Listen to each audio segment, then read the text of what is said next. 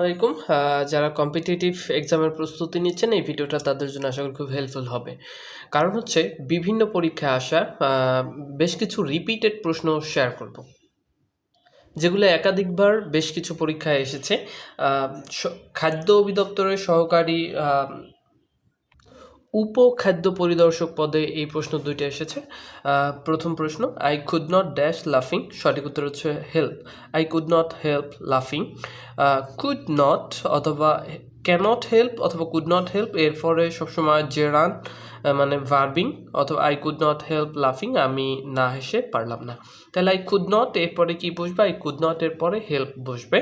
I could not help লাফিং। এখানে যে অপশনগুলো ছিল এর মধ্যে সঠিক উত্তর হচ্ছে খ। তারপর নাম্বার 2 নম্বর বলা হয়েছে ফুলে ফুলে সাজিয়েছে ঘর। এখানে ফুলে ফুলে কোন কারকে কোন বিভক্তি? সঠিক উত্তর হচ্ছে ঘ, করণে সপ্তমী। কারণ করণ কারক বলতে কি বোঝায়? ক্রিয়া সম্পাদনের যন্ত্র, উপকরণ বা সহায়ক কি করণ কারক বলে। ফুলে ফুলে কিসের মাধ্যমে ঘর সাজিয়েছে? ফুলের মাধ্যমে, ফুলে ফুলে। সো এটা হচ্ছে করণে সপ্তমী। এই এখানে দেখতে পারেন যে এখানে এই প্রশ্ন দুইটা এসেছিল মূলত সহকারী খাদ্য উপদর্শক পরীক্ষার যে নিয়োগ পরীক্ষাটা ছিল সেটা। বিভিন্ন পরীক্ষায় আসা মোস্ট রিপিটেড যে প্রশ্নগুলো আছে আমি সেগুলো আপনাদের সাথে শেয়ার করব।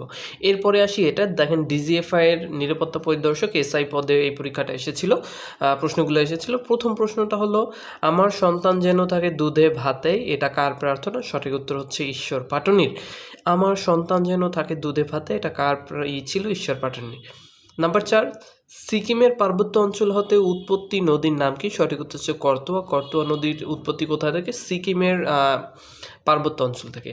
আমরা রিপিটেড প্রশ্নগুলো করব, যেগুলো মোস্ট রিপিটেড প্রশ্ন ছিল। এরপরে এই প্রশ্নটা দেখুন, এভরিবডি হেটস এ লায়ার, এটা নেগেটিভ কী হবে? সঠিক উত্তর হচ্ছে nobody likes a liar. Everybody hates a liar, এটা সঠিক উত্তর কী হবে? Nobody likes a liar.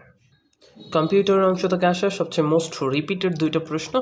প্রথম যে প্রশ্নটা সিলেকশন করেছি সেটা হচ্ছে ডাব্লিউ এর পূর্ণরূপ কি? সঠিক উত্তর হচ্ছে world wide web. World wide web W এর পূর্ণরূপ। এখানে একটু এটা খেয়াল করুন, 1989 সালে সুইজারল্যান্ডের কার্ন এর ব্রিটিশ বিজ্ঞানী টিম বার্নার-লি এটি উদ্ভাবন করেন এবং 1990 সালে টিম বার্নার-লি প্রথম web browser world wide web W তৈরি করেন, যা পরবর্তীতে নেক্সাস নামকরণ করেন। তাহলে ওয়ার্ল্ড ওয়াইড ওয়েব এর ডাব্লিউ এর পূর্ণরূপ। এরপরে হচ্ছে কত বাইট সমান 1 মেগাবাইট? সঠিক উত্তর হচ্ছে 10 লাখ। কত বাইট সমান 1 মেগাবাইট? সঠিক উত্তর হচ্ছে 10 লাখ। এখানে আসলে একটু খেয়াল করলে এইটা দেখতে পারবেন। That's the reason. এরপরে আর একটা প্রশ্ন আমাদের সিলেকশনে আছে। নাম্বার এই যে প্রশ্নটা, এটা খুবই গুরুত্বপূর্ণ। নোবেল শান্তি পুরস্কার প্রাপ্ত প্রথম এশীয়কে? সঠিক উত্তর হচ্ছে লি ডাক থো। নোবেল শান্তি পুরস্কার প্রাপ্ত প্রথম এশীয়কে? সঠিক উত্তর হচ্ছে ডি লাক থো।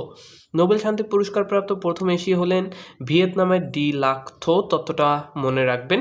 আর এশীয়দের মধ্যে প্রথম নোবেল পুরস্কার পান রবীন্দ্রনাথ ঠাকুর সাহিত্যে, এটা একটু মনে রাখতে হবে। শান্তিতে প্রথম নোবেল পুরস্কার পায় এশীয়দের মধ্যে ডি লাক থো, এবং সাহিত্যে প্রথম নোবেল পুরস্কার পায়, অথবা এশীয়দের মধ্যে প্রথম নোবেল পুরস্কার পান হচ্ছে রবীন্দ্রনাথ ঠাকুর।